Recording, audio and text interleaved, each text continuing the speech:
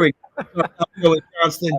Look, Technology defeats me sometimes. I had to push that one last button. it's okay, I pal. thought I was ready, but not quite. How's it going, buddy? How are things? Yeah, it's good. We're here in the palatial Lee Roy Selmon Athletic Center, talking to you live after some interviews with some athletes. Here I am talking to you. Nice, buddy. Let's start right there, man. I mean, I always say if there was a person to write a book about the entirety of Tampa Bay sports, it would be you. And I when I look at the history of the Tampa Bay Buccaneers, as great as some other players were, great as other people were, the greatest Buccaneer of all time, in my opinion, was Lee Roy Selmon because he's the guy that paved the road for everybody. And to see what he did, not just in our community, but there at USF, and now to see Josh Elliscar rocking number 63, a fantastic move from Alex Golish to award that to a defensive lineman every year. I mean, what was that like to be able to hear that news that they were going to do that, Joey, and then to kind of like write that story over on gousfbulls.com about just a perfect way to honor one of the most important people in the history of our area? Well, first of all, it really touched my heart in a special way. I have lived here my whole life. I've traveled everywhere, but I've only lived one place here, and I have seen a lot and done a lot. And when I was a senior in high school, not to date myself, but you can add it up, that's when the Bucs started. So Lee Roy Selmon was quite the player and quite the citizen around here. Got to know him later on, obviously, and got to write about him and develop a relationship with him. But when I was a kid watching him play, he was like a mythical figure. I mean, I watched him play at Oklahoma with his two brothers. He was one of the greatest players in college history, and he comes to the Bucs, and he is an unbelievable defensive end, and not only that, but a person beyond compare, and really set the tone for everything you'd want from a player and a franchise cornerstone. And I think everyone in Tampa, in the Tampa Bay area, was extremely proud of him, not only for leading the Bucs on the field, but what he represented off the field. So Lee Roy Selmon is on the short list for the greatest citizens to ever exist around here, as far as I'm concerned. Still find it hard to believe he's no longer with us. 14 years coming up on that anniversary, and but his legend lives on. But the thing is, as a new generation of USF athletes comes here and comes to the Selmon Center, they're going to say, wow, who is he? Who is Lee Roy Selmon? And, I can't be surprised by that question. Time has passed, and you want to educate people as best you can and try to put a face on the guy and tell everybody what he exactly meant. So this particular gesture, to have Josh Elliscar wear the number, to bring it back, to tell Lee Roy's story again, is just a fantastic education for everyone, and a reminder for all of us who were there just how special this guy was, what he meant to the Bucs, what he meant to USF, what he meant to the National Football League, what he meant to humanity. Yeah. I mean, he's one of a kind. And I think Josh had to be brought up to speed. He was wearing number 8, which was a cool thing. You get the single digit as a defensive lineman. That means something. And Alex Golish is asking him, hey, we want to ask you to change your number to 63. And his first reaction is, why? Why? And so you can slowly see him understand what he's been given here. And he is, I think, has the proper amount of awe and reverence about it. He knows that this is special, and he knows that he's been given an honor and also a responsibility to live up to that 63. So that's been a cool thing to watch. He is like a kid on Christmas morning, eyes wide, learning about this man, Lee Roy Selmon, and he is learning about him. He is watching film. He is reading about him. He came into a press conference yesterday, and he started naming dates and accomplishments. And hey, this he knows what he's talking about. He knows who Lee Roy, he studied well. So that's kind of neat. So I think in that way, he's certainly very appropriate for it. And by all accounts, we're still getting to know Josh, but he is a stand-up guy. He's a father and a husband, a responsible adult, an example setter for this football team. So it appears like they've got a great guy to begin this tradition, and I can't wait to see how he plays this year, and also just all the future years of all the guys, striving to get that number 63, because it's going to be something Yeah. you want, and there's going to be a lot of guys that want to be that person. Yeah, I cannot wait to see what the future holds when it comes to that. I love the decision by Alex Golish and the staff there. What's kind of been the vibes with the team, Joey, as we're now 16 days away from kick? It'll be here before you know it. What is it like? How is it different than years past? How are they getting closer? Or what's the preparation like as we are inching closer to that initial game there against Boise State?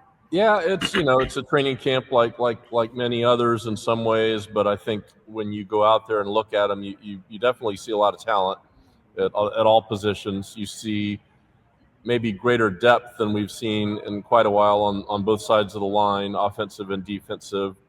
I think there's a ton of good receivers. I was skeptical about running back, but I can see it starting to take shape.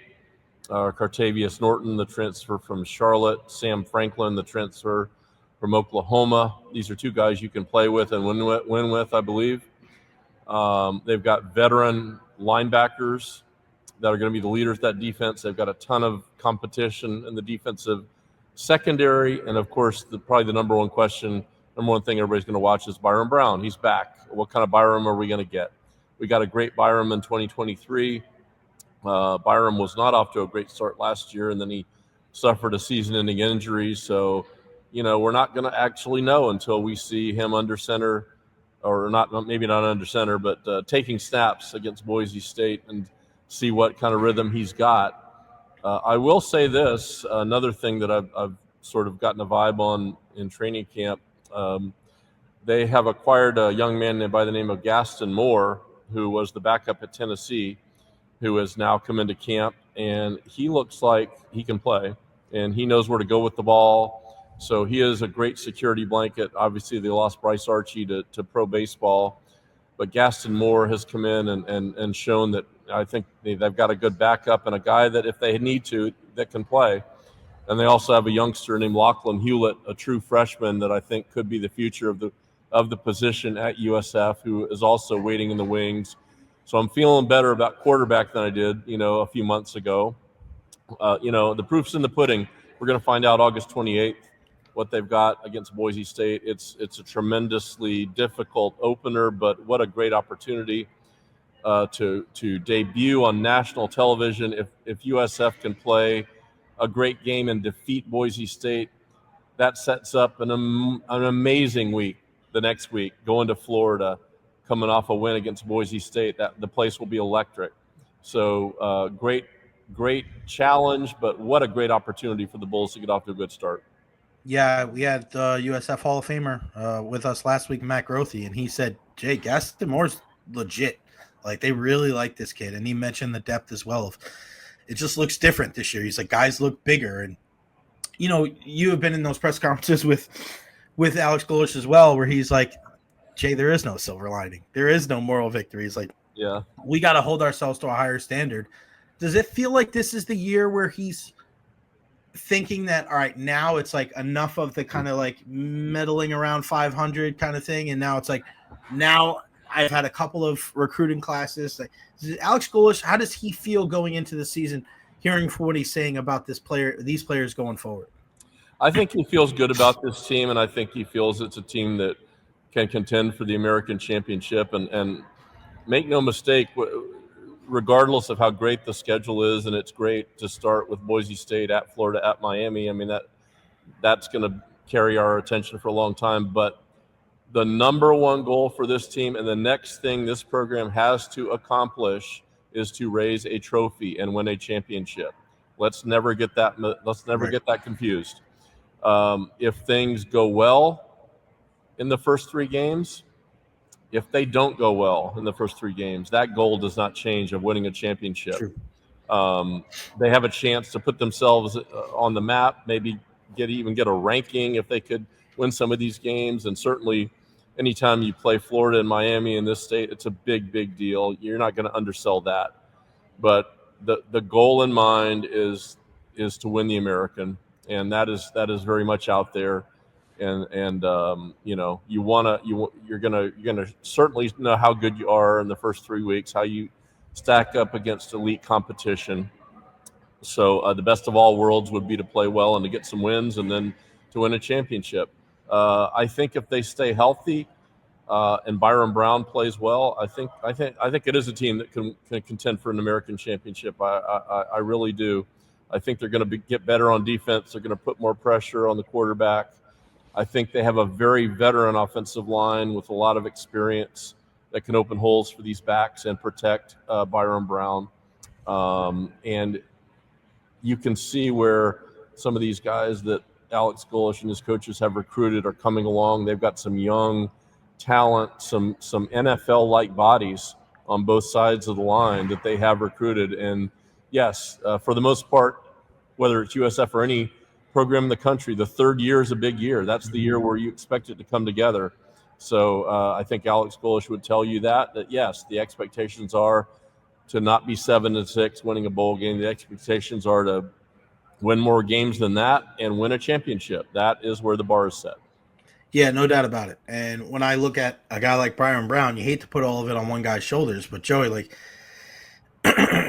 you know how good the guy can be. I mean, 2 years ago, you're talking about a guy whose statistics were rivaled only by Jaden Daniels, the guy that took home the Heisman Trophy when it comes to passing yards and rushing yards. And, you know, being in Tuscaloosa for that game against Alabama, it's hard to not daydream a little bit and think, man, if you just hit one or two of those deep passes, like we could be having a completely different conversation today. But, you know, if ifs and buts were candies and nuts, right? Like that's just the way it goes. Great Christmas. Yeah, exactly. So, I mean, this is a big year for Alex Golesh, but I'm excited for Byron Brown, man. I really am, because I just feel – I mean, tell me if I'm wrong, but, like, there were people asking me, like, Jay, is he going to go?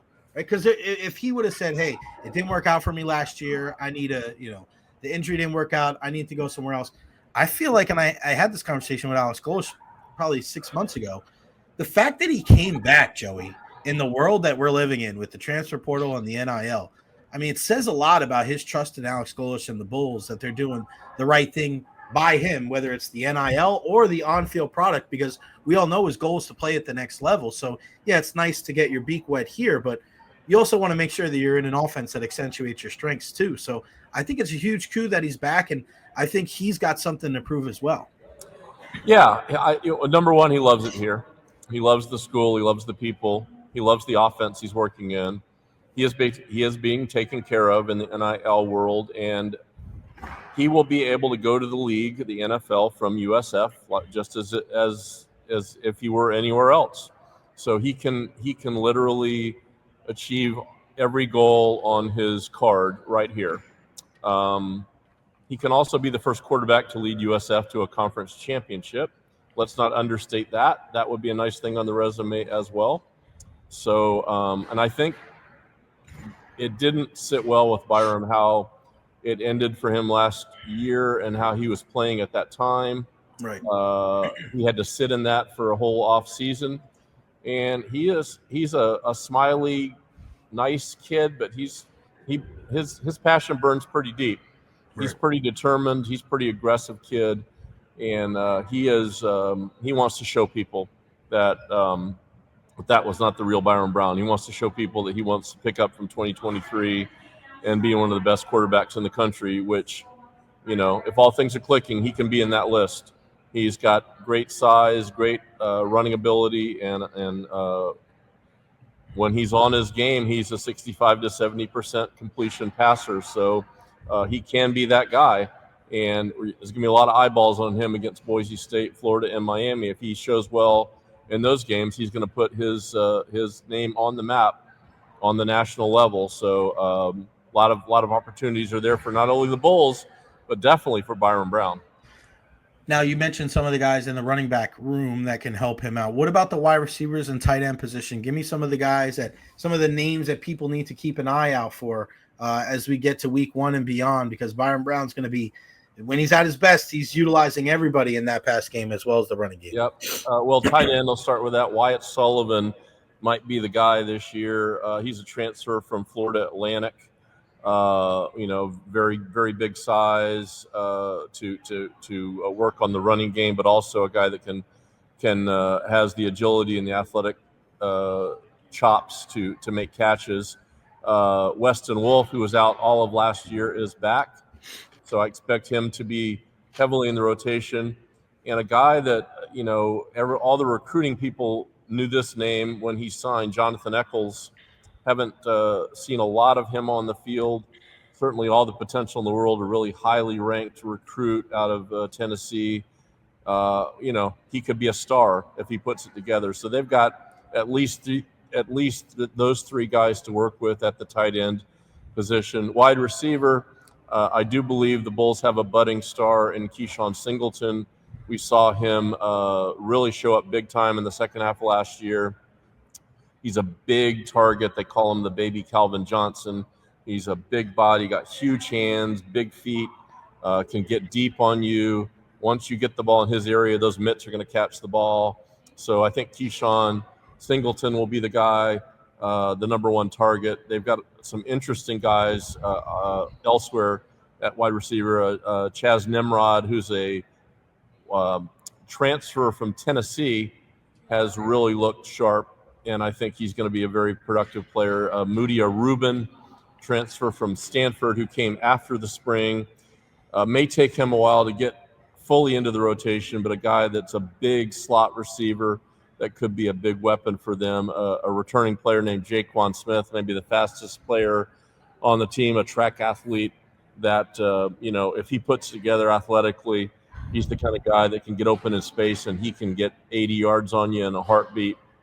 So they've definitely got some weapons, in addition to some young guys that, may or may not get on the field, but have great promise for the future, if not this year. So I definitely think there's some depth there at wide receiver. But Keyshawn Singleton, if he stays healthy and lives up to his potential, he's a first-team all-conference kind of player. Oh, man. That would be great, because you want to be able to see a lot of those guys kind of populate those lists too, right? First team, second team, kind of like what we were seeing years ago when the Quentin Flowers and the Marlon Macks in the world, and then VS is like, and that's the most recent success. I mean, remember how good those guys were. I mean, you couldn't even look down, Joey, because they'd score so quickly. Yeah, those teams in 15, 16, and 17 to some degree were unbelievable. The numbers they put up. 16 probably more than anything when Marlon Mack was still here. That was as good an offense as you could find in the country, and Quentin Flowers is certainly on my list of all-time most exciting players to witness at any level. Some of the things he did, you just have to look back at the film and realize, my God, that actually did happen. Fabulous player. So, Byron Brown, maybe not the same kind of player, but a guy that can light up the scoreboard. So I expect the Bulls to be very potent offensively, and they have shown dribs and drabs of being effective on defense. What we need now is consistency from this defense. They need to, not give up these 550-yard games. They've got to get that yardage down and get those points down. And if they can do that, then that could be the key to the USF Bulls taking another step.